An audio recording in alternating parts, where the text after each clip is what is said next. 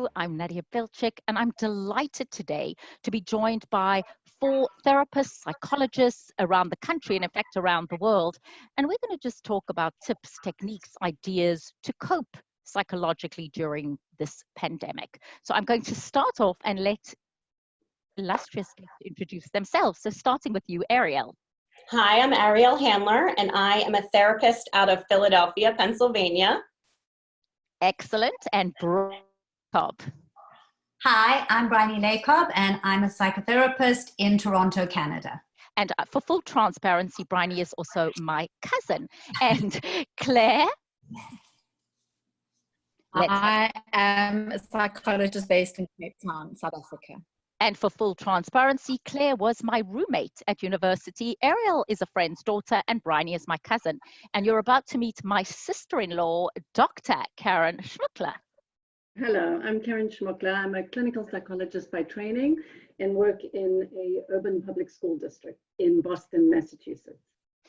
So Arielle and I were having a conversation around the fact that this is unprecedented, that you as therapists are actually going through what many of your patients or the people you're consulting are going through. So Arielle, won't you expound on that? And just before you do, I am going to ask our guests to mute their microphones.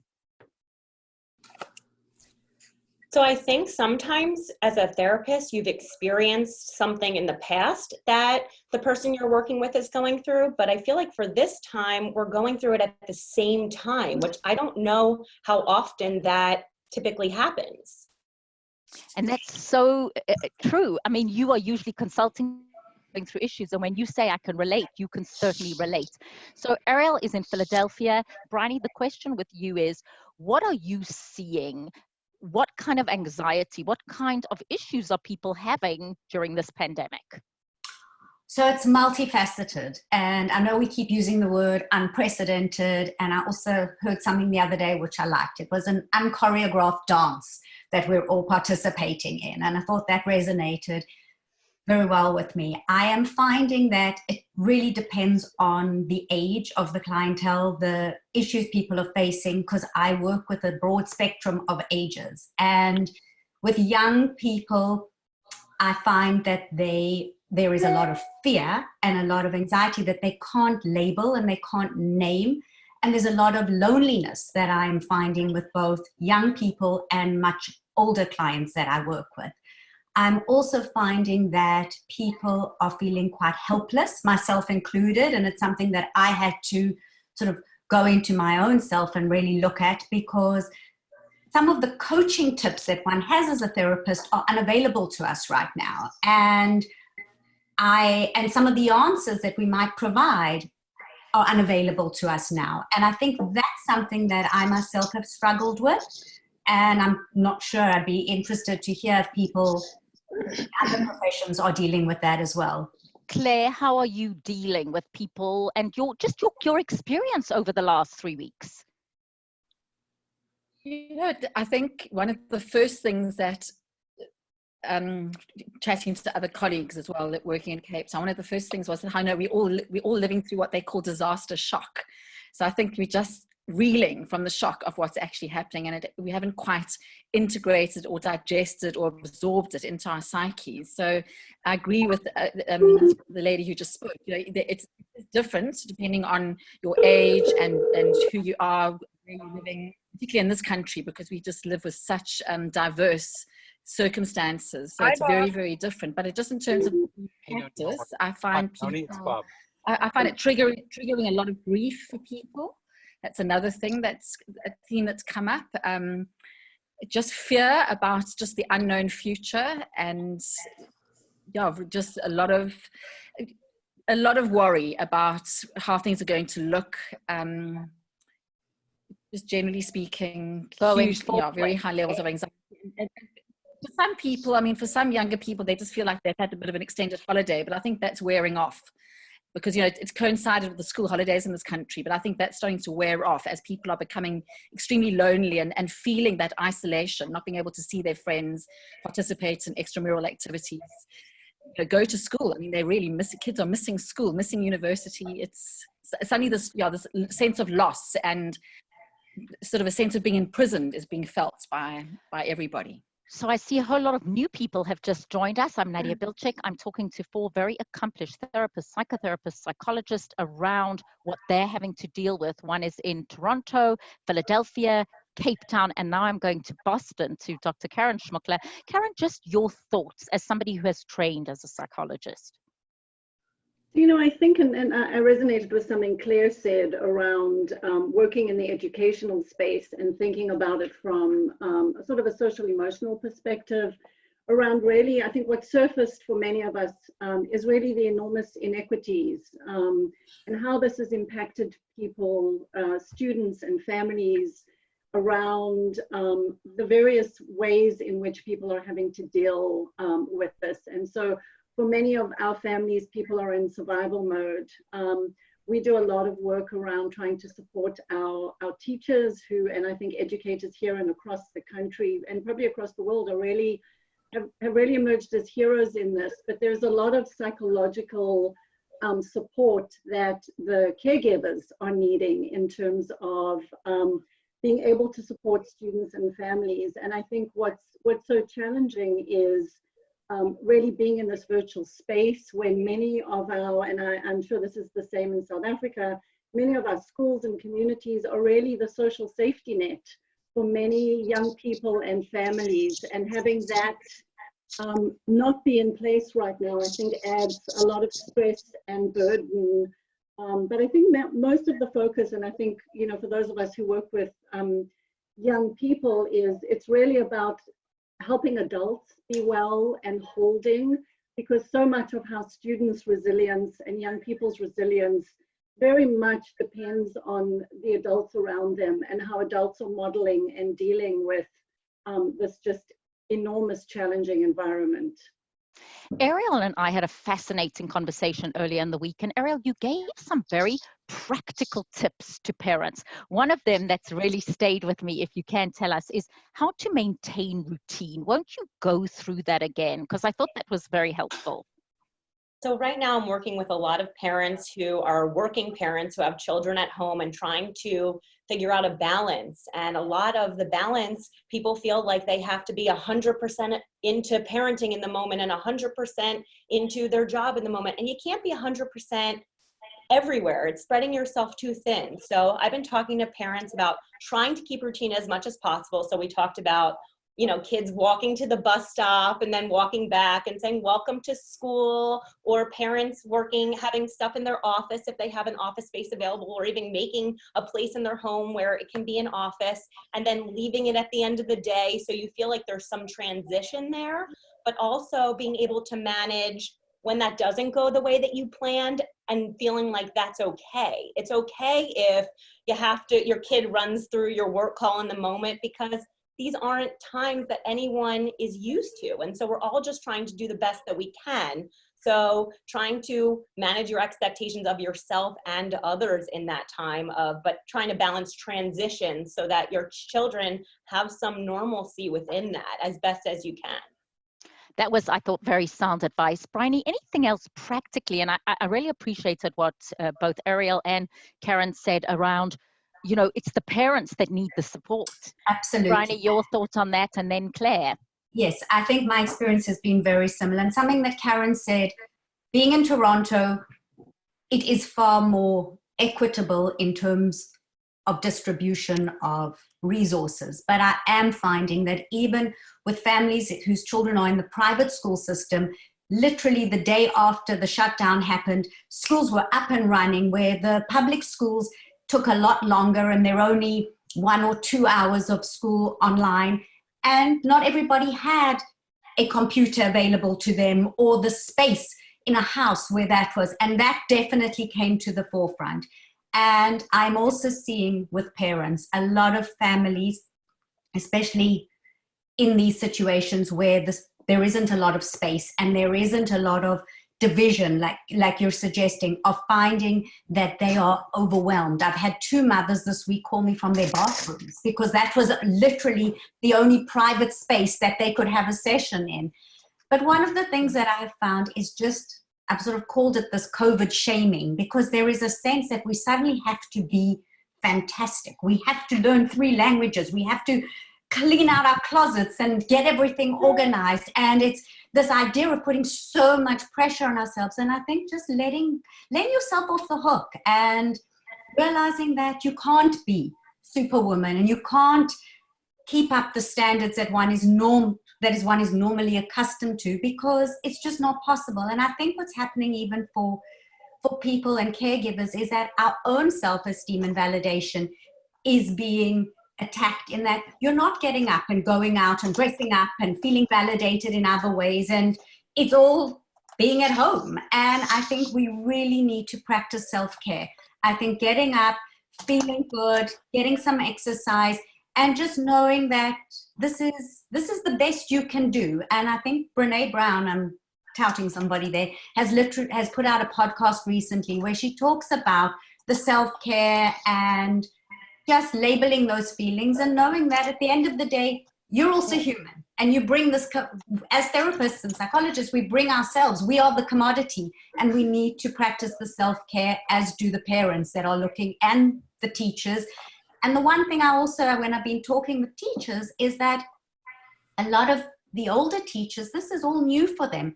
They had to acquire a new skill set quite quickly in terms of the online learning. And that's really difficult. And I think the younger generation are far more tech savvy, as we know.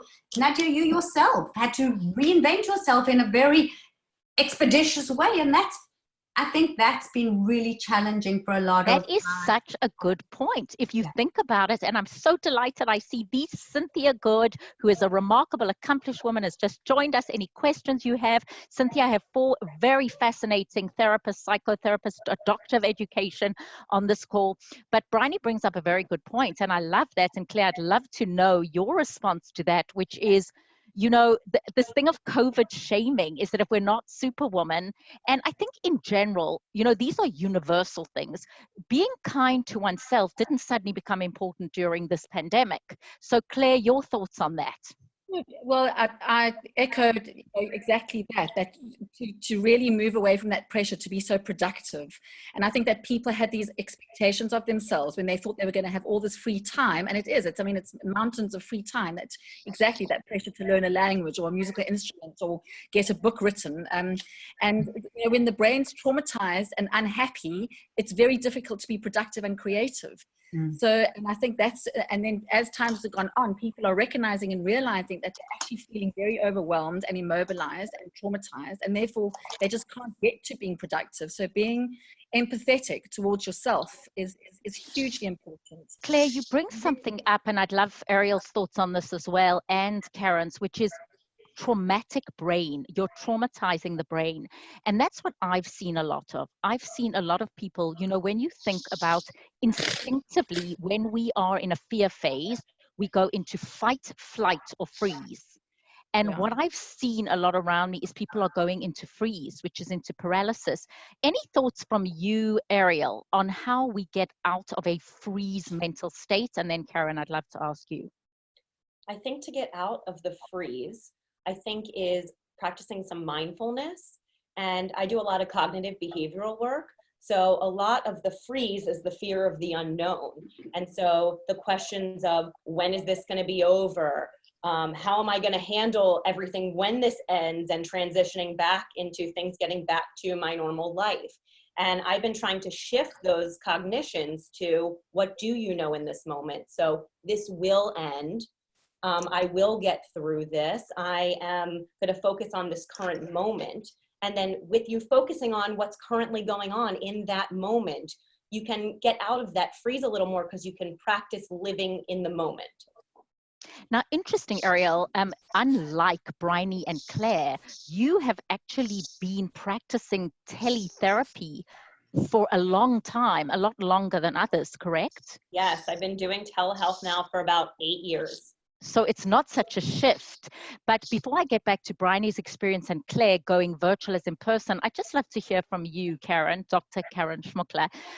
You know, the brain, I mean, just thoughts you have around this paralysis and this panic. And, you know, for me, I immediately, when I had all my gigs canceled for a month, I went into creative mode. And I realized that that is something that I did intentionally, but there was something in me that allowed me to do that. But I look back at it now and I still have moments of panic, but what has resulted is more creativity than panic. Why do you think, Karen, that a lot of people aren't capable of that? No, I think people are. I think what happened, there's been so much pressure around productivity, and also around, I think people feel their own privilege. And that doesn't mean that people shouldn't allow themselves to grieve. I think there is a piece of grief for everyone, for our young people who aren't finishing college, for our graduates who aren't able to go through these rites of passage, for whatever place you're in. And I think what happens is when you block that, you block your ability to also unleash some of your creativity at the same time. And so I do think both stopping and recognizing that it's okay to feel grief, it's okay to feel loss, that those are normal reactions. And also I think something that Arielle said, that there are things, this is finite. There's a lot of unknown, but there are things we can control. And so really thinking about, both self-care, but also the things we can control in our environments, in our space, how we relate to each other, but also allowing ourselves to grieve and allowing our children, our spouses, our friends to be able to be in touch with the losses that we're all having, and they're all very different. They're all very diverse. That frees open psychological space, as well as physical space, to then move into the moment that we all find ourselves in. Excellent. And I see Brynie nodding, so I'm going to go Brynie, then Arielle, then Claire. Yeah. I think everything that Karen just said is true and resonates for me, because one of the things that I've also seen is the human resilience. And I know historically we've experienced it through the Holocaust and various other big life crises that have happened worldwide. And I'm seeing it here, and I'm also seeing exactly what Karen said. I think it's, there's grief, and it's a very real grief on many levels. And I read something recently that says there's a 6th stage of the grief, and what the meaning behind all of this is, but allowing ourselves to go through the stages. And as we know with grief, it's not linear. It's not a linear process, and it goes through ups and downs, but really being able to label that and know that and be in the moment. And I mean, surrendering to this time, because that's really all we can do. And I think that what I found in my practice is, for younger children, what I'm struggling with is I haven't been practicing telehealth for a long period. With university students, yes. But I'm finding for the juniors, where it's very much more play therapy and hands-on and creative or art, whatever it is, that is where I have struggled, is finding a new way to reach those children. I think for teenagers, the telehealth, and adults, that has been better, but I have had to really reinvent myself as a therapist. And for some people, it hasn't worked. And for some people, it's been a much bigger challenge. But there is a creativity that is coming through. But I realized in myself, I needed to grieve a certain part of my work I'm not able to do. And there was a loss involved with that. Arielle, your thoughts? I think that now during this time, it's important also for clinicians to get support from other clinicians. Yeah. And so in this area, I've been meeting with a group of psychotherapists once a week. In the morning, we're calling it our coffee, our COVID coffee. And we are meeting on Wednesday mornings, and we're talking about throwing ideas around to help support each other in that sort of way. Because you're right, like, so for instance, I practice cognitive behavioral work, so I can still practice in that way. But for other clinicians who do other type of therapy work, it is unable to be done during this time, because you can practice it in this way. So getting ideas from other clinicians, support from other clinicians, I think is really helpful right now. One of the things, sorry to interrupt, one of the other things that I've also found has been a challenge is also for people financially. historically, therapy is a luxury item. And I mean, we may think it shouldn't be, we may think it's a necessary item, but while people are facing unemployment and different financial challenges, this is not sort of a first order need. And I find for my responsibility to people, I want to check in with them. I don't want to leave people with these feelings right now. So that was something I also had to come to terms with, that there would be check-ins that were not deemed sessions. And that was something that in my supervision group with other therapists, we sort of decided that that was something that we felt a responsibility to people to do. Very valid. And for you, Claire? Claire's going to have to unmute. Unmute, Claire. Did my 12 minutes? There you are. You're good. Okay, your thoughts? I think you muted me. Yeah. Yeah, I found obviously there's nothing like, you know, one-on-one, face-to-face connection, but I find most people have adjusted quite easily. My clientele is mostly adults and young adults and adults, so it hasn't been that difficult. I mean, for some of the more elderly people, it's been a bit tricky. But I think that, you know, it's just so important to be connected. And what the lady before was saying, I've also done that with a few of my clients, having shorter sessions, but maybe more encounters in a week, like chatting for 20 minutes, 3 times in a week, rather than for 1 hour, you know, in a week. So I think that's what people are just needing, a little bit more reassurance more regularly, and just to be connected, so in important. a more flexible way. I think that's what I've experienced as well. And by the way, for those of you who just joined us, Claire and I were flatmates at the University of Cape Town. If you couldn't hear her as clearly, as because she is in Cape Town, South Africa, very close to the beach, although she is not allowed to walk on the beach right now. I'm curious to know from our beautiful guests today, any questions for either Arielle, Brynie, Karen, or Claire, or just something you want to say, something you're experiencing right now, or something that has helped you. And as I'm saying this, and I'm giving you a moment to think about this, and I'm so delighted to see Nico Stain on the line. So one thing that's helped me is reaching out. So for example, Nico is on the call, and Nico, if you'd like to talk, we'd love to hear from you. And Nico was one of my producers at Mnet Television when I lived in South Africa.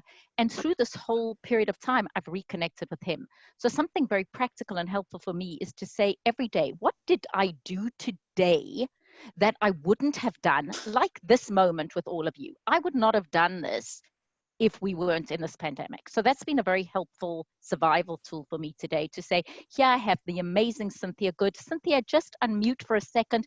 How are you surviving this? I know you have your 2 beautiful boys with you. Well, one of my boys is in Los Angeles. I'm based in Atlanta, Nadia. One of them is here. It's been great to see him, even though he had to leave graduate school in the UK to come back. But I really have to say, I really appreciate you, Nadia, and the conversations that you have initiated, I think really make people, myself included, really connected. For me, it's been a time where there has been some of that paralysis and fear. And I think that results from realizing that there are so many things we just have no control over. And that's really the challenge, to acknowledge that and to give it up, because we can't control a lot of this. I know in some of your conversations, you've been referencing the Serenity Prayer, which is brilliant.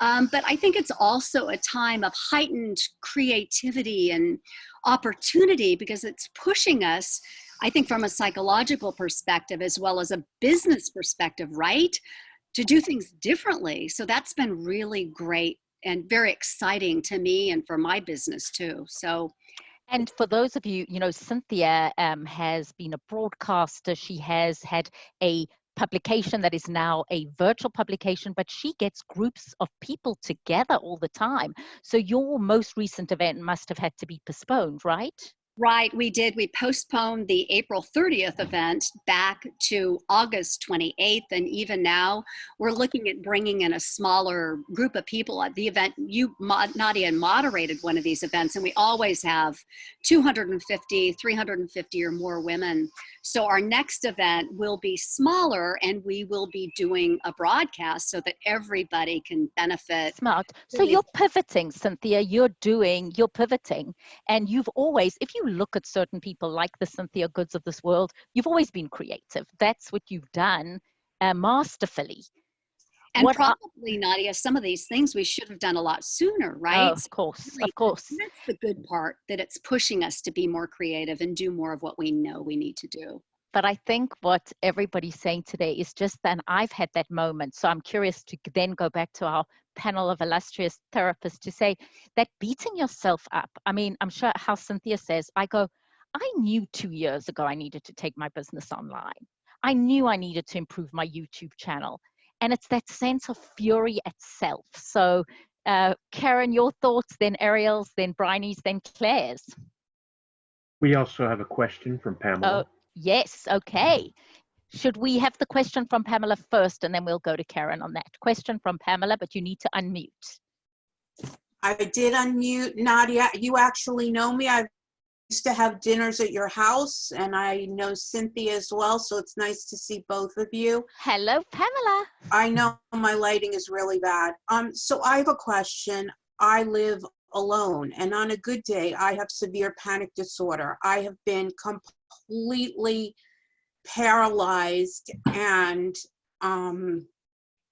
unable to cope with this. I'm afraid to touch everything in my house. I'm afraid to walk my dog. So I would love to hear from even talking about it. I think that's such a good, and I know I have heard that from people saying that this has really traumatized them. So Arielle, what would you say to Pamela Grossman? I think that if you can reach out and we've lost you for a moment. Can everybody hear her? No. Brynie, we'll get Arielle's sound back. Hi. So I think again, Pamela, and I'm really sorry to hear this. And one of the things that I can say is you're not alone. And I don't know what's available in Atlanta per se, but I know that there are a lot of online forums. And I think talking and sharing these feelings, often, it's why group therapy is usually quite effective. It takes away the isolation and the loneliness from that feeling. And so I'm not sure if there are resources or if you have there. Okay. I begged a few therapists. I mean, I was like embarrassingly begging. Back at the beginning of March, I quarantined before anybody else did because I work with manufacturers in China and I knew it was coming. Yeah. And just my common sense said, sit tight. So I was begging therapists here in the area to do phone therapy with me and got refused over and over and over again. So Claire, I'm curious for you, what would you say to a Pam Grossman? Well, you know, it's distressing to hear that she was refused telehelp, because that seems to have just become the norm here. I mean, we've even got the medical aids now here paying for virtual and telephonic consultations. So, I mean, it's just, I would just hope that now that one's this far down the road into this pandemic, that there is support available virtually for her, and to be able to pick the phone and find some support that way. Because yes, it doesn't take away and eliminates how traumatic it is for her, but just connecting with other people and talking to them and sharing what you're feeling, there is some catharsis in that. And Arielle, it's really your important thoughts? to do that. sorry, you cut out for a little bit. No, I'm just saying your thoughts on someone who's finding this paralyzing.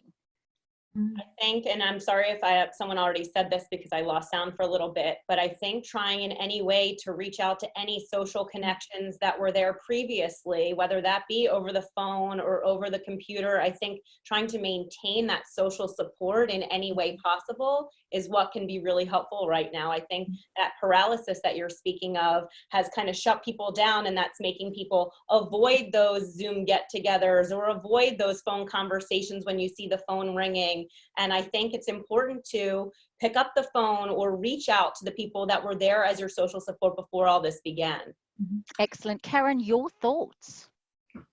You know, I think similarly to what Arielle and Brynie and Claire said, in terms of both reaching out, but also in terms of, you know, I know in the Boston area, there are a lot of networks and telehealth networks that I think, similar to what Claire was saying, are providing care to many people in whichever way they can.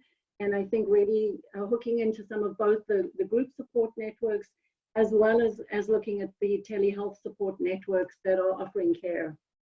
And I ask something practical. Sorry. Yes.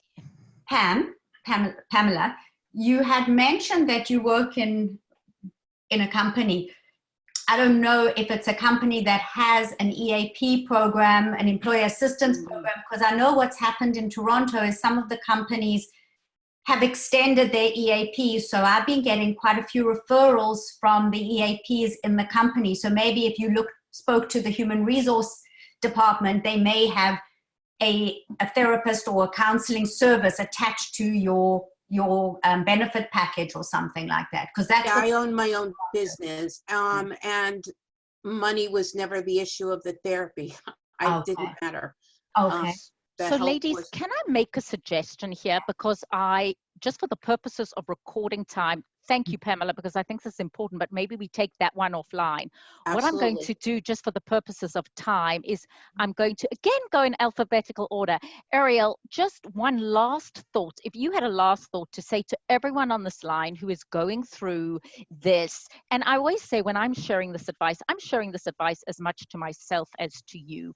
So I say, what do I most need to hear and what do I think you most need to hear, number one, and then how we reach you. So that might be Pamela. So if you can, let's start with you, Arielle, just words and then how we can reach out to you. Nadia, as we spoke about the other day, I think just that reminder to be kind to yourself during this time and manage your expectations of yourself.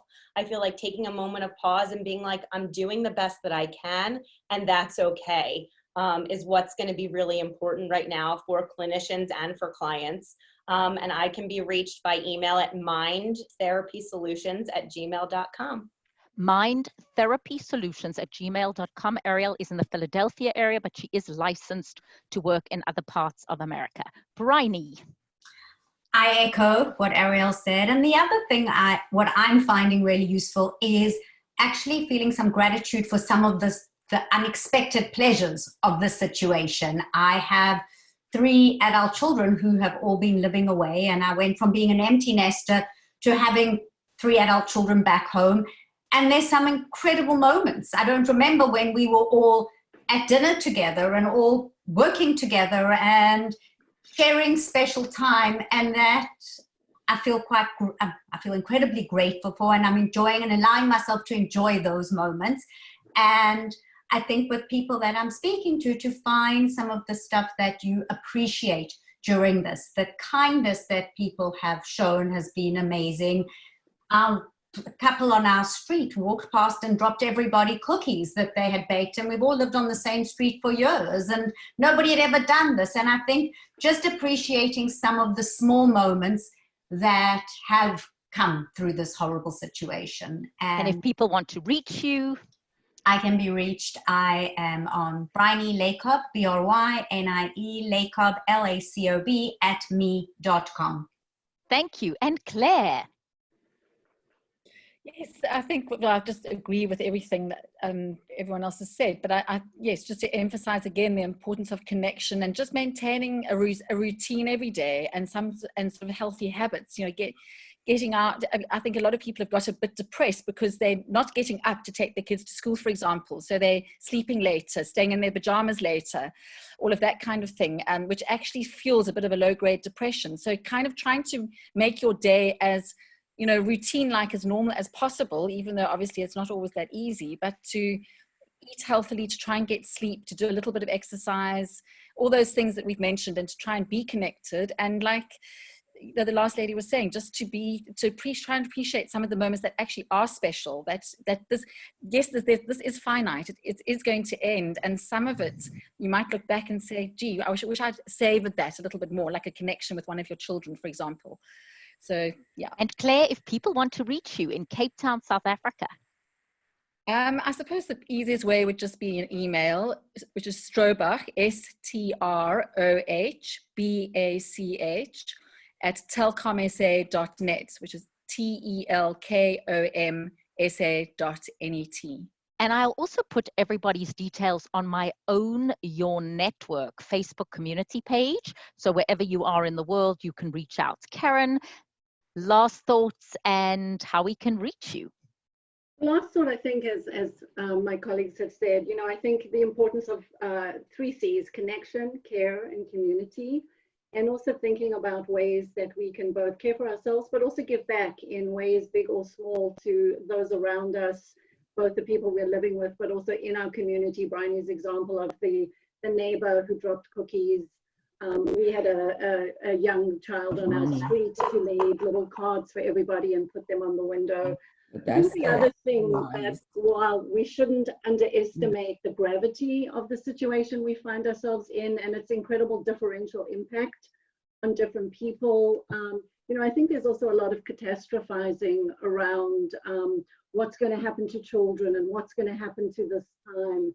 And I think to remember around just people's resilience, people's spirit, and the ability for people to integrate this experience and to move forward in ways that I hope, to the strength of it, that we become better people, that this generation of young people might be actually more empathic and more connected and more engaged and really more appreciative of some of the things that I think all of us have taken for granted.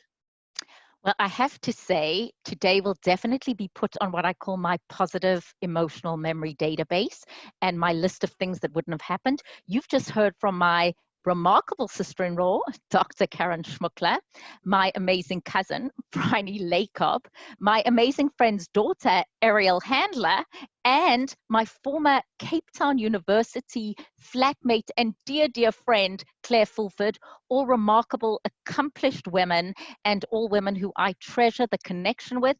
Thank you to each and every one of you for taking your time to join us. Own Your Network on Facebook with Nadia Bilchik.